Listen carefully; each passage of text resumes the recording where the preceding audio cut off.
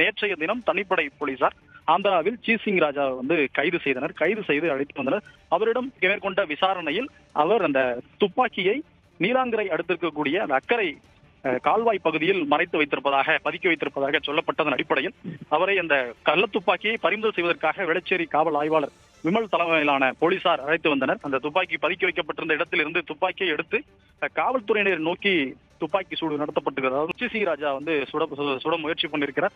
அப்பொழுது காவலர்கள் அந்த காவல்துறையினர் மீது அந்த துப்பாக்கி படாமல் அந்த காவல்துறை வாகனத்தில் பட்டு வாகனம் சேதமடைந்திருக்கிறது. படத்தை வெளியிடப்பட்டிருக்கிறது. அந்த படத்தை நாம் தற்பொழுது பார்த்துக் கொண்டிருக்கிறோம். இதனால் தற்காத்துக் கொள்வதற்காக வேளச்சேரி காவல் ஆய்வாளர் விமல் அவர்கள் 2 முறை தனது துப்பாக்கியால் சிசி ராஜாவை நோக்கி சுட்டதில் அவருடைய மார்பு பகுதி மற்றும் வயிற்று பகுதியில் 2 தோட்டாக்கள் பாய்ந்து அவர் சரிந்து கீழே விழுந்திருக்கிறார்.